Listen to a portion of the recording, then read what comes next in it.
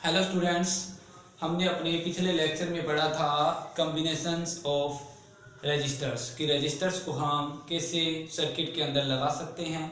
तो हमने पढ़ा था कि दो तरीके से हम रजिस्टर्स को किसी भी सर्किट के अंदर जोड़ सकते हैं, लगा सकते हैं। वो दो तरीके कौन कौन से थे?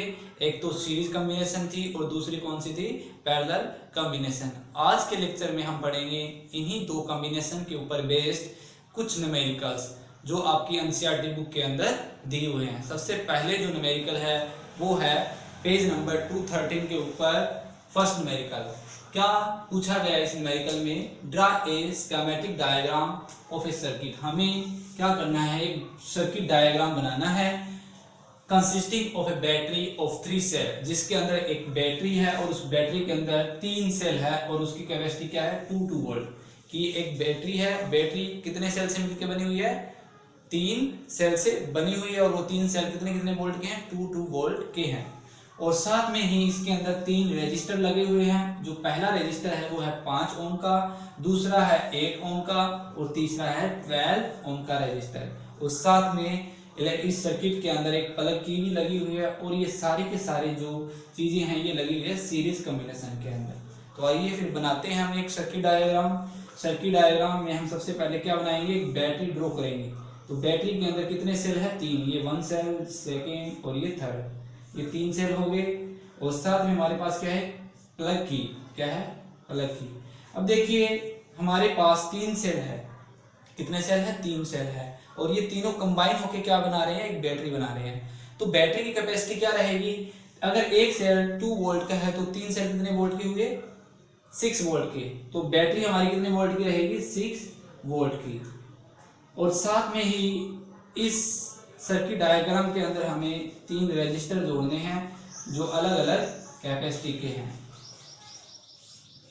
जो पहला रेजिस्टर है वो है 5 ओम का। कितने ओम का है? 5 ओम का। दूसरा कितने का है? 8 ओम का। एंड तीसरा कितने का है? 12 ओम का। और इन तीनों को हमने लगा दिया सीरीज के अंदर। और इसके अंदर जो करंट है उसकी डायरेक्शन क्या रहेगी? Positive terminal to the negative terminal. और ये हमारी करंट की डायरेक्शन होगी। ये हमारे क्या है? प्लग की। तो ये लो हमारा जो सर्किट डायग्राम है वो तैयार हो गया है। तो इस तरीके से हम किसी भी सर्किट को ड्रॉ कर सकते हैं। देखिए फिर सेकेंड न्यूमेरिकल, हमें इसी सर्किट डायग्राम का यूज करके इस सर्किट के अंदर हमें वैल्यू निकालनी है करंट की।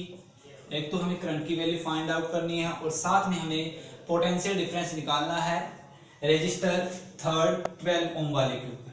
कि जो थर्ड रेजिस्टर है इसके ऊपर जो पोटेंशियल डिफरेंस है वो कितना होगा।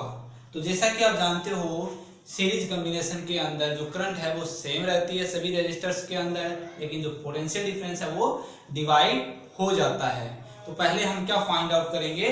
करंट। इस सर्किट के अंदर कितना करंट होगा। तो हमने करंट को मेजर करने के लिए डिवाइस लगाया है एमीटर और पोटेंशियल डिफरेंस को मेजर करने क्या लगा दिया?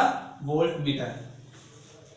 तो देखिए हमें दिया हुआ है V6 वोल्ट और हमें करंट निकालने के लिए सबसे पहले इक्विवेलेंट रेजिस्टेंस चाहिए। और आपको पता है कि जो इक्विवेलेंट रेजिस्टेंस होता है इन सीरीज क्या होता है? इंडिविजुअल का सम। तो हम क्या करेंगे? सभी रेजिस्टर्स को आपस में जोड़ देंगे। और इसको सोल्व करने के बाद में हमारे पास कितना आया? 25 ओम। कितना आया? 25 ओम। तो इक्विवेलेंट रेजिस्टेंस क्या रहेगा सर्किट का? 25 ओम। अब अकॉर्डिंग टू ओम्स लॉ, आपने ओम्स लॉ के बारे में पढ़ा है। ओम्स लॉ क्या कहता है कि जो पोटेंशियल डिफरेंस है वो किसके डायरेक्टली प्रोपोर्शनल होता है? करंट के। और जब हम प्रोपोर्शनलिटी का साइन उठाते हैं तो हमारे पास क्या आता है? एक कांस्टेंट। वो कांस्टेंट क्या रहा था? R। क्लियर? तो I इक्वल टू क्या रहेगा हमारे पास? V divide by R। Put the value of V and R। हमारे पास V की वैल्यू कितनी है? 6 वोल्ट है।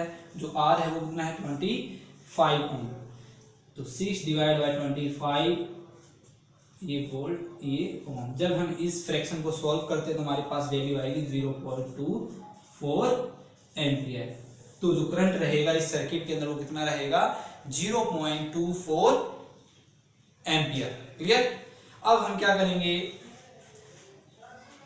पोटेंशियल डिफरेंस निकालेंगे 8 रजिस्टर थर्ड, जो हमारा तीसरा रजिस्टर है, इसके अंदर कितना, इसके ऊपर कितना पोटेंशियल डिफरेंस रहेगा ये हम मेजर करेंगे। अब की बार जो रजिस्टर रहेगा, जो रेजिस्टेंस रहेगा वो कितना रहेगा 12 ओम। तो हमारे पास आर की वैल्यू क्या रहेगी 12 ओम। क्लियर। पोटेंशियल डिफरेंस हमारे पास पता नहीं क्या है, और जो करंट है वो कितनी आई है हमने अभी सॉल्व किया है 0.24 ampere. Clear. Again according to Ohm's law क्या है V equal to I R. हमारे पास I की वैल्यू कितनी है 0.24 एम्पियर, मल्टी में R की वैल्यू कितनी है 12 ओम।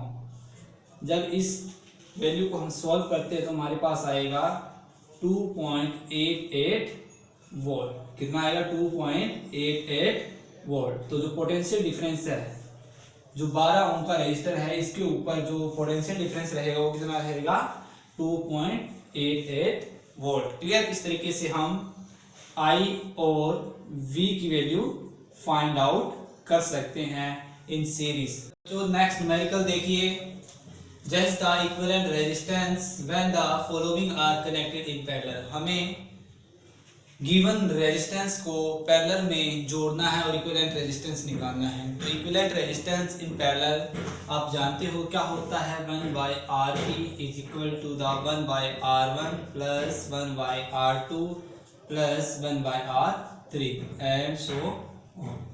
ये होता है इक्विवेलेंट रेजिस्टेंस निकालने का फॉर्मूला इन पैरेलल कॉम्बिनेशन। अब इसका जो फर्स्ट पार्ट है, इसके अंदर देखिए क्या दे रखा है कि जो R1 है वो तो है आपका 1 ओम, और जो R2 है वो है आपका 10⁻6 ओम। क्लियर। तो इक्विवेलेंट रेजिस्टेंस निकालने के लिए हम क्या करेंगे, इनको रेसिप्रोकल में जोड़ देंगे। तो 1/1 प्लस 1/10⁻6। एलसीएम कितना है हमारे पास 10⁻6, और इसको क्या करेंगे मल्टी कर देंगे 10⁻6 प्लस में 1।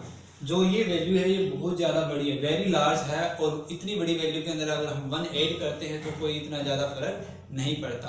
तो हम इसको क्या लिख सकते हैं 10⁻6 ही लिख सकते हैं। लेकिन पहले ये देखिए ये किसकी वैल्यू 1/RP की वैल्यू है। तो RP की वैल्यू क्या आएगी हमारे पास 10⁻6 डिवाइड बाय 10⁻6 प्लस में 1, और ये किसके बराबर है, ये 10⁻6 के बराबर हम लिख सकते हैं। किसके बराबर लिख सकते हैं 10⁻6 के बराबर लिख सकते हैं, क्योंकि ये वैल्यू बहुत ज़्यादा बड़ी है, और ये इससे कैंसिल होकर क्या है हमारे पास 1 ओम। तो जब इन दो रेजिस्टेंस को हम पैरेलल कॉम्बिनेशन में जोड़ते हैं तो जो इक्विवेलेंट रेजिस्टेंस आएगा वो कितना रहेगा हमारे पास 1 ओम। सेम एज इट इज हम इसके सेकंड पार्ट को भी कर सकते हैं। ये आपको खुद ट्राई करके देखना है, अगर नहीं होता फिर भी तो आप बताना, मैं इसको भी करा दूंगा। Thank you.